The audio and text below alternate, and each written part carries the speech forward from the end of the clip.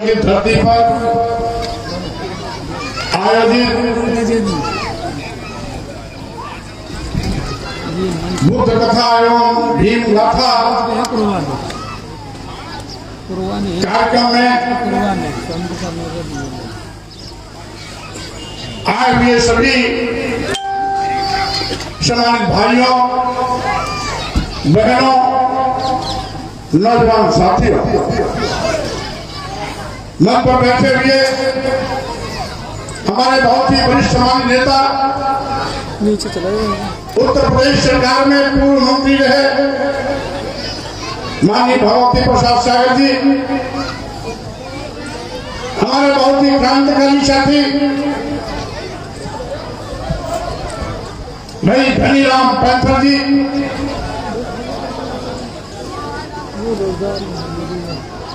साथ ही साथ हमारे नौजवान क्रांतिकारी साथी भाई भजेंद्र सिंह यादव जी, भाई प्रेम कुशवाहा जी, भाई गणेश कुशवाहा जी, सुशील कुमार जी,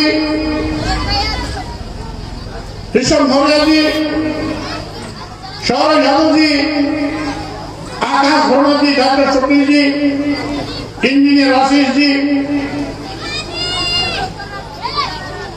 अभी महिला वक्ता के रूप में महिलाओं का प्रतिनिधित्व कर रही पूजा यादव जी, सोनम कुशवाहा जी, साथ ही साथ कथावाचक के रूप में यहाँ पर उपस्थित अर्चना बौद्ध जी एवं उनके टीम के सभी सहयोगी साथियों, कार्यक्रम के आयोजक हमारे नौजवान क्रांतिकारी साथी भाई शिवम गौतम जी, और इसी के साथ ही साथ उनके सभी सहयोगी साथीगण के रूप में सुभाष राव जी, मनीष जी, अजय गौतम जी, शैलेंद्र गौतम जी, हिमांशु जी, विपिन जी, अमन जी, डीजे जी, रिंकू गौतम जी, आदि तमाम सहयोगी साथियों, आज इस कार्यक्रम में सबसे पहले मैं सामाजिक परिवर्तन के महानायक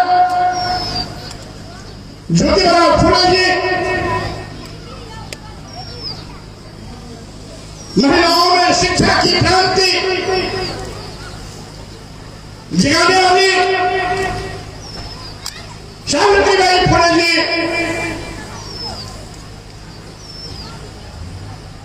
साथ ही साथ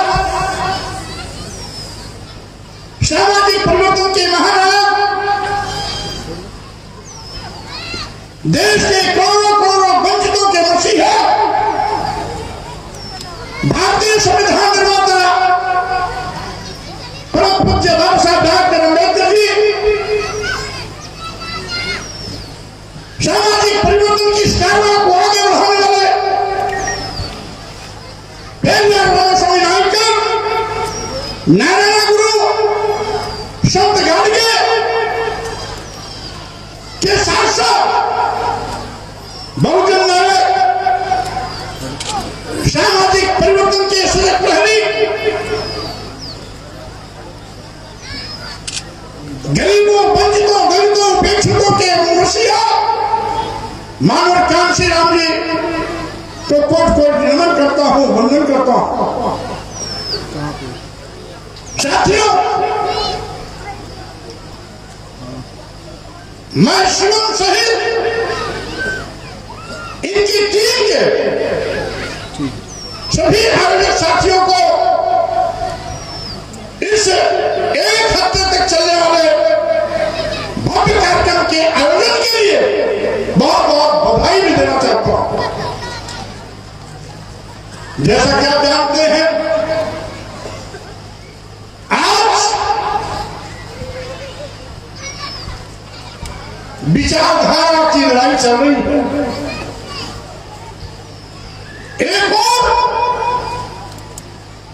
ढोंग, ढकोसला, आडंबर, पाखंड के सहारे जीने वाले लोगों की विचारधारा है, तो दूसरी ओर करुणा, मैत्री, बंधुत्व, भाईचारा और समतामूलक समाज बनाने की वैज्ञानिक विचारधारा है, जिसे आज से लगभग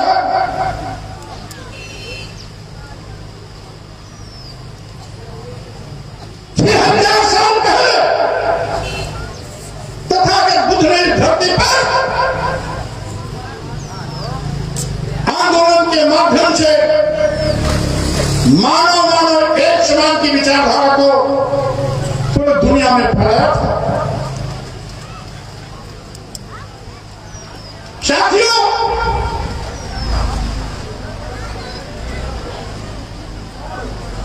आज बुद्ध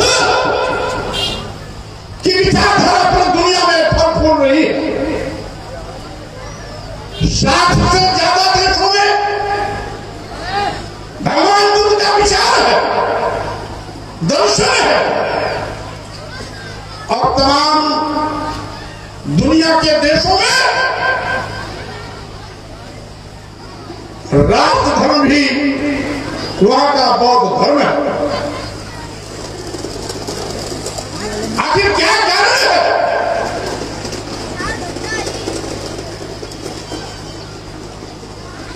कि आज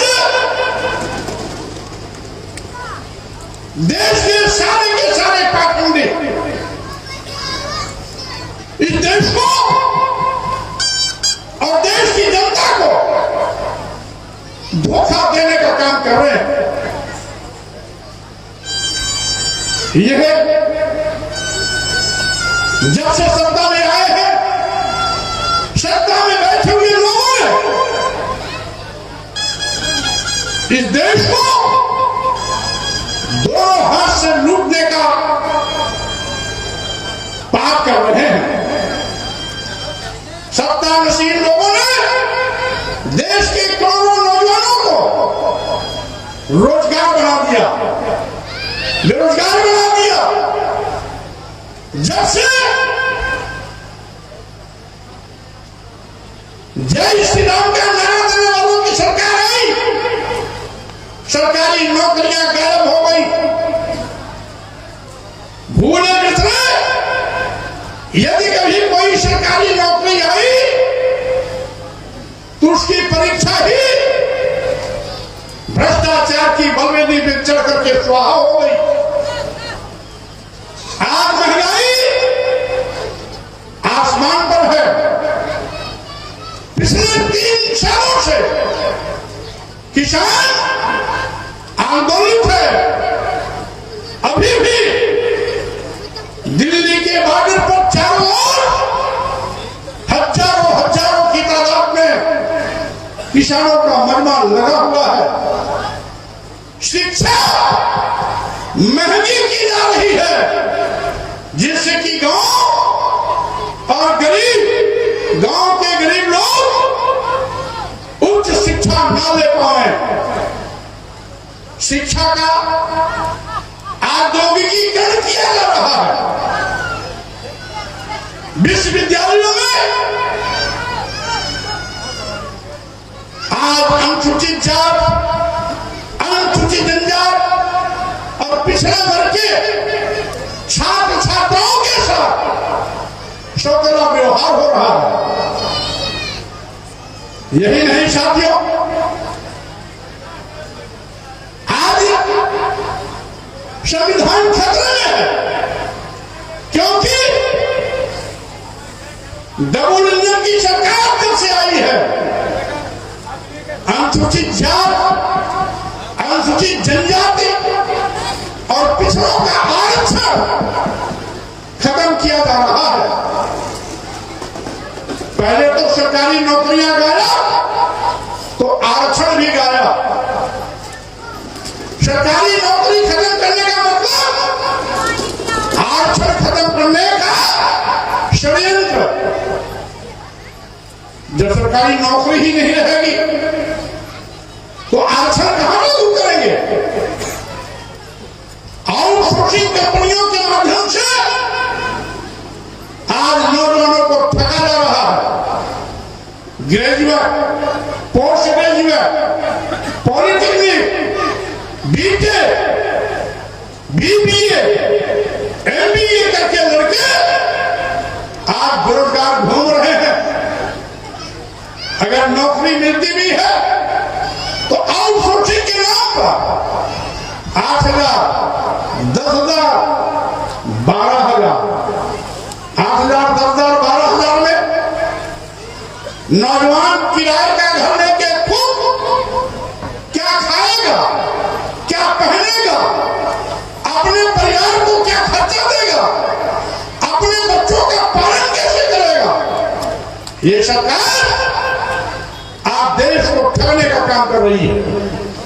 देश की जनता की गाढ़ी कमाई के पैसे को अदानी और अंबानी की तिजोरी भरने में लगा रही है। और यही नहीं साथियों, आज पूरे देश में लोकतंत्र खतरे में है। ईवीएम मशीन के दुरुपयोग पर लगातार चर्चाएं चलती रहती हैं। उधर संविधान भी खतरे में है, क्योंकि आज ये सरकार संविधान को मनमाने तरीके से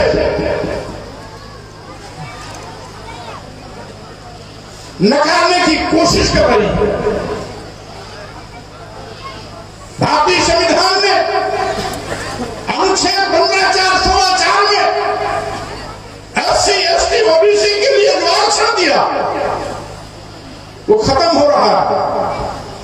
बाबा साहब के संविधान द्वारा दिए गए आरक्षण को ये सरकार अजगर की तरह निगल रही है।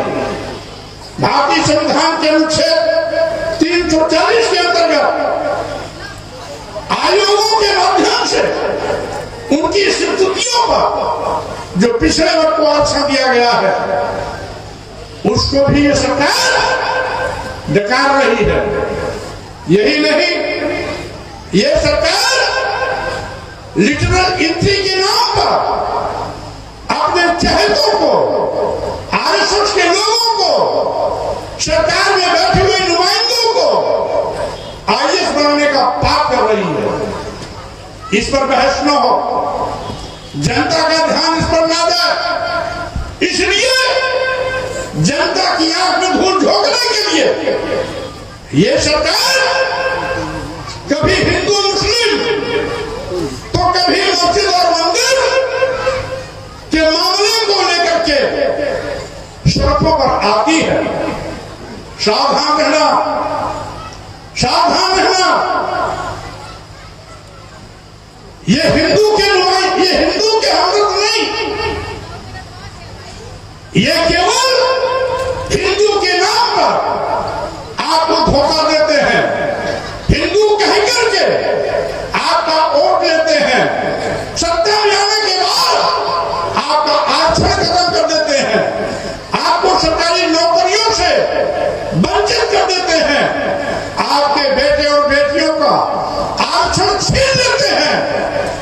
हिंदू मुस्लिम तो बहाना है।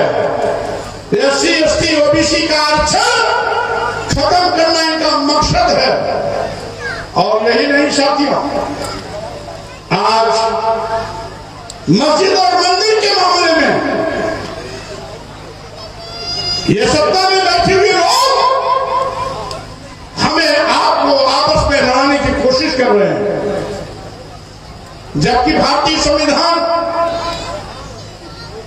इस बात का स्पष्ट उल्लेख करता है कि धर्म, संप्रदाय, जाति, लिंग, जन्म स्थान के आधार पर किसी के साथ भेदभाव नहीं होगा। तो हिंदू मुस्लिम क्यों? प्लेसेस ऑफ वर्शिप एक्ट 1991 में इस बात की व्यवस्था दी गई है कि 15 अगस्त 1947 के दिन जिस धार्मिक स्थल की जो स्थिति रही है हमको यथावत उसे स्वीकार करना चाहिए, जिससे कि जो इस देश में हिंदू, मुस्लिम, सिख, ईसाई, बौद्ध, जैन, पारसी जो भी भारतीय हैं उनके आपस में भाईचारा बना रहे। लेकिन साथियों, भारतीय संविधान का जो मूल मंत्र है कि हमारा भारतीय संविधान धर्मनिरपेक्ष, समाजवाद, लोकतंत्रात्मक व्यवस्था पर आधारित है, जो सबको समान रूप से आगे बढ़ने का अवसर देने का पक्षधर है, सबके सम्मान और स्वाभिमान की हिफाजत की गारंटी भी है। यही नहीं साथियों, हम तो वैसे भी गांव में सभी लोग आगे पीछे एक नारा लगाते रहते हैं, हिंदू, मुस्लिम, सिख, ईसाई सब है आपस में भाई भाई। लेकिन ये धोखेबाज सत्ता में बैठे हुए लोग आज इस भाईचारे को तोड़ने की कोशिश कर रहे हैं। जो हमारा आपसी भाईचारा था वह खतरे में पड़ रहा है, इसलिए मैं सावधान करने आया।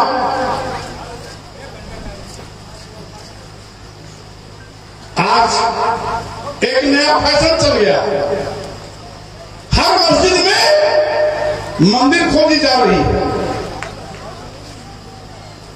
इतिहास इस बात का गवाह, कहते हैं कि मुगलों ने फला मंदिर तोड़ के मस्जिद बनाया।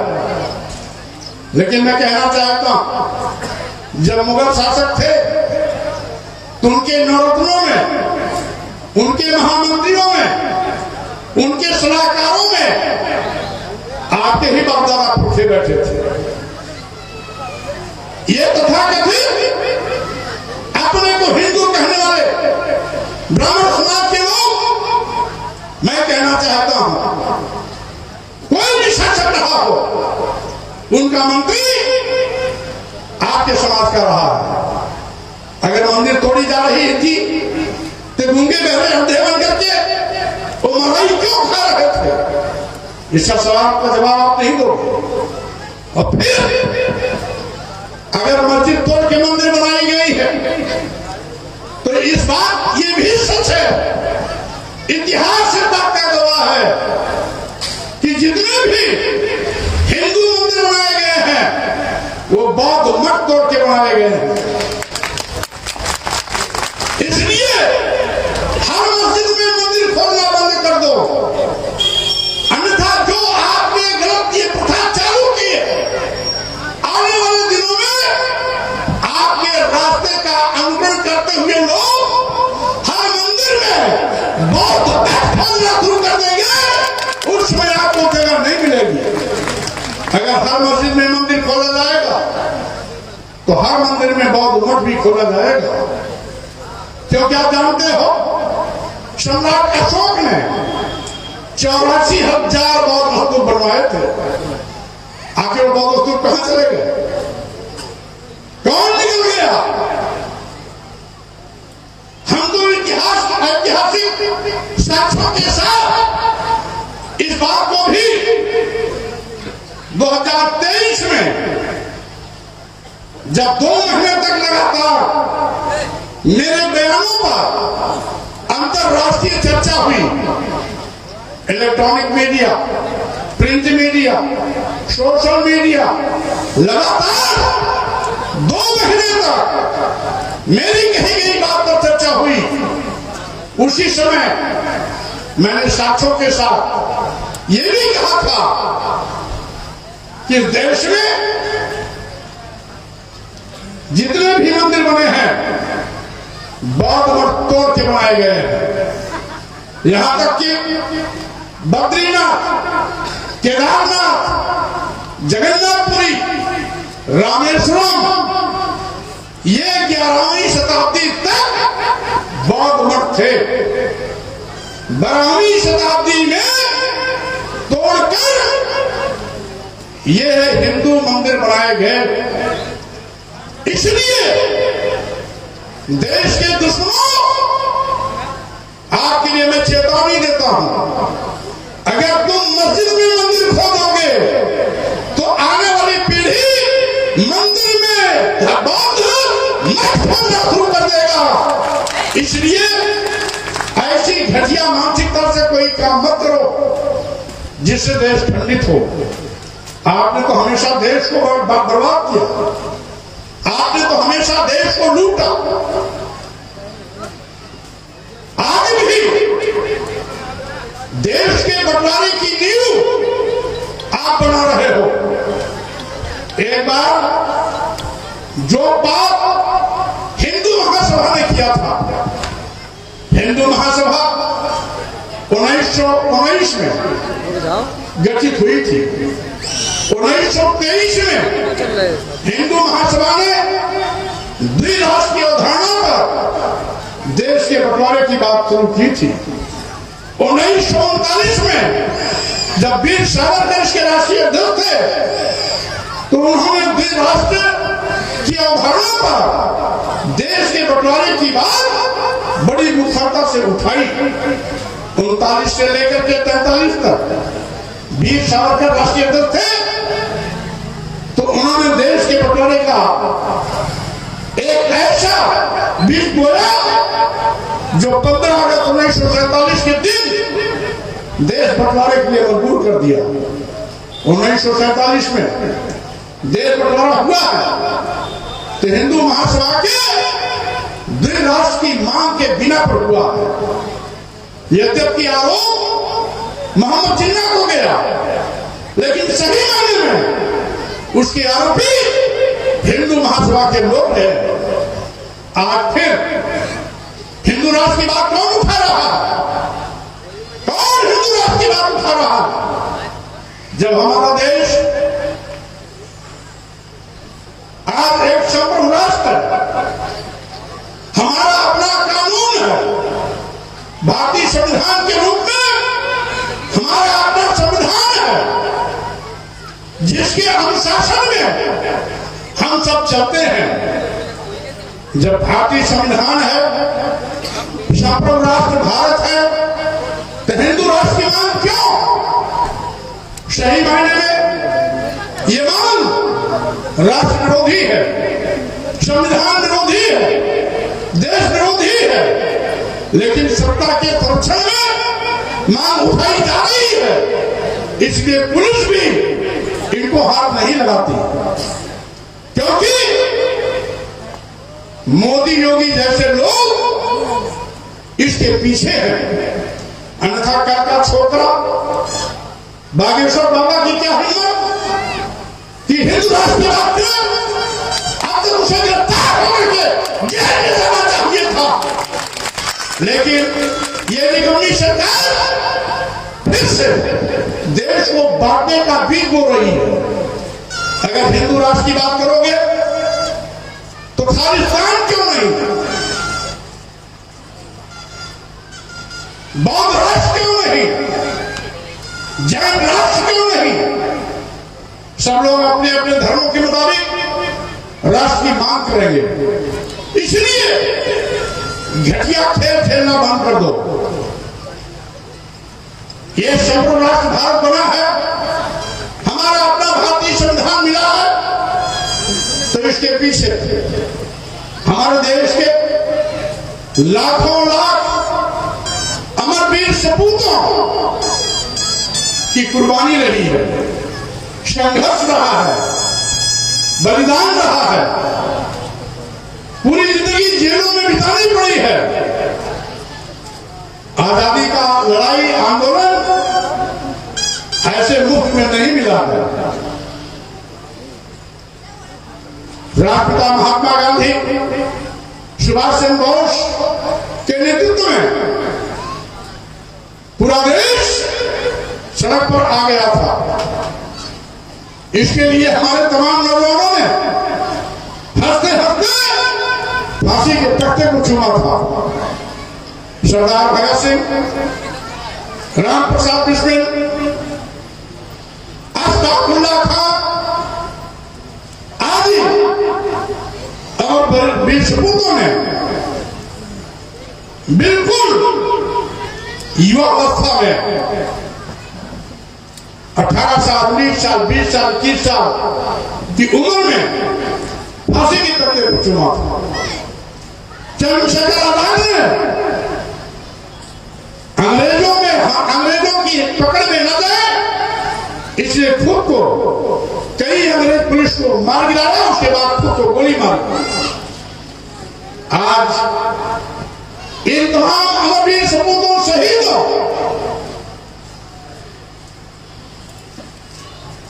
के सपनों का सत्ता में बैठे हुए लोग कत्लेआम करना चाहते हैं। जिन लाखों लाख अमरवीर सपूतों, स्वतंत्रता संग्राम सेनानियों ने देश को आजाद कराया, सत्ता में बैठे हुए लोग उस पर पानी फेरने की कोशिश कर रहे हैं। इन मूलभूत समस्याओं पर बहस न हो, इसलिए हमको आपको मंदिर मस्जिद और हिंदू मुस्लिम के चक्कर में फंसाकर रखना चाहते हैं। सावधान रहने की आवश्यकता। इसलिए साथियों, जब मैं सच बात बोलता हूं तो मीडिया के लोग कहते हैं मौर्य जी विवादित बयान बोल रहे हैं। मीडिया के लोग कौन है? ये सरकार से बिके हुए लोग हैं। सारा का सारा मीडिया आज मोदी मीडिया बन गया, गोदी मीडिया बन गया। आज उनकी हिम्मत नहीं है निष्पक्ष कलम चलाने की, उनकी हिम्मत नहीं है निष्पक्ष पत्रकारिता करने की। अगर किसी ने हिम्मत दिखाई तो सरकार ने उसके खिलाफ FIR दर्ज कराकर उसको या तो उस चैनल से हटा दिया या उसको जेल भेजा करके परेशान कर मीडिया से बाहर करा दिया। आज मीडिया के लोग चाहते हुए भी सच बात नहीं लिख सकते, सच बात नहीं कह सकते। और इसलिए साथियों, आज विषय बहुत गंभीर है, देश भी खतरे में है, क्योंकि कुछ राष्ट्रविरोधी ताकतें हिंदू राष्ट्र की मांग कर देश के संपूर्ण राष्ट्र भारत को चुनौती दे रहे हैं। संविधान खतरे में है, क्योंकि कुछ लोग भारतीय संविधान बदलने की फिराक में, अगर 400 के पार का नारा साकार हो गया होता तो भारतीय संविधान भी अब तक बदल दिया गया होता। भारतीय संविधान तो नहीं बदल पाए, लेकिन भारतीय संविधान की दी गई व्यवस्था को एक एक करके ये खत्म कर रहे हैं। मैं कहना चाहता हूं, गांव के गरीब बच्चों को छोटी भी नौकरी पाने के लिए परीक्षा देना पड़ता है। परीक्षा पास होने के बाद इंटरव्यू देना पड़ता है। लेकिन प्रधानमंत्री जी ने एक ऐसा रास्ता निकाला, लिटरल एंट्री के नाम पर IAS बनाने का सिलसिला चालू कर दिया। अंधा भागे रेवड़ी अपन अपन का दे। प्रधानमंत्री जी अपने कई मंत्रियों के बेटे और बेटी को IAS बना दिए। लोकसभा अध्यक्ष के बेटी को IAS बना दिया। अदानी और अंबानी के घर के बेटे और बेटी को भी IAS बना दिया। ये लिटरल एंट्री है जो आपके हक पर डकैती करकर अपने चहेतों को रेवड़ी की तरफ बांटा जा रहा है। आप जात जनजात पिछड़ों का आश्रय खत्म किया जा रहा है। और यही नहीं साथियों, सरकारी नौकरियां खत्म कर देश के करोड़ों करोड़ों नौजवानों को बेरोजगार बनाने का सरकार पाप कर रही है। आज किसान आंदोलित न हो, नौजवान आंदोलित न हो, देश की जनता आंदोलित न हो, इसलिए आपका मन आपको बदलाने के लिए, आपको भटकाने के लिए ये मंदिर मस्जिद और हिंदू मुस्लिम का नारा देकर आपके आप में भूल ढोकने की कोशिश कर रहे हैं। आपको सावधान रहने की आवश्यकता। साथियों, आज ये कार्यक्रम का तीसरा दिन है। ये अभी 20 दिसंबर तक चलेगा। अर्चना बहुत हाथों से आई हुई है, जो यहाँ पर रात में बुद्ध कथा, भीम गाथा का कार्यक्रम प्रस्तुत करती हैं। आप उनको लगातार एक हफ्ता अभी सुन रहे हो और आगे भी सुनेंगे। लेकिन मैं कहना चाहता हूं, सामाजिक तौर पर भी आपको सजग और सावधान रहना है। हर स्तर पर सरकार की चालाकी को आपको समझना है। और इसीलिए यहाँ पर तमाम नौजवानों ने हमसे अपेक्षा की कि मौर्य जी, सामाजिक परिवर्तन आंदोलन को आप आगे बढ़ाएं, हम साथ देंगे। ऐसे साथियों को मैं धन्यवाद देता हूं। मैंने भी संकल्प लिया है कि हमारे सामाजिक परिवर्तन के महानायकों ने ज्योतिबा फुले, बाबा साहब डॉक्टर अम्बेडकर, छत्रपति शिवाजी महाराज, पेरियार स्वामी नायकर, नारायण गुरु संघाड़िए, मानव कांशीराम जी, रामस्वरूप वर्मा और पेरियार सिंह यादव जी ने जो एक सामाजिक परिवर्तन का संग्राम फूका था, आपके सम्मान स्वाभिमान की लड़ाई शुरू की थी, उस आंदोलन को कितनी भी विपरीत परिस्थिति क्यों ना हो, हम आगे लेके जरूर जाएंगे। कोई ताकत हमें रोक नहीं सकती।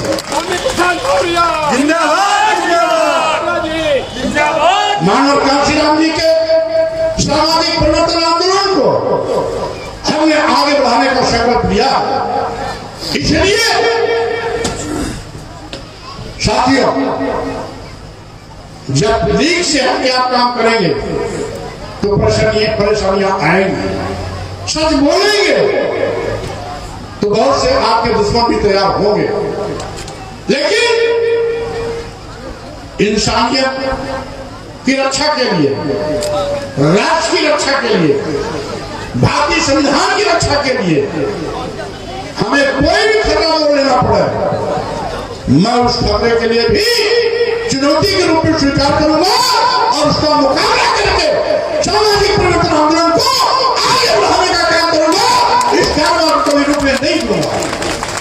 इन शब्दों के साथ मैं भाई शिवम गौतम जी, उनके साथियों को बहुत धन्यवाद देता हूं कि आप बड़ी इंटीरियर में, बहुत इंटीरियर में, ये कोई जिला मुख्यालय नहीं, ग्रामीण क्षेत्र, अति पिछड़े क्षेत्र में आपने एक ऐतिहासिक पहल किया।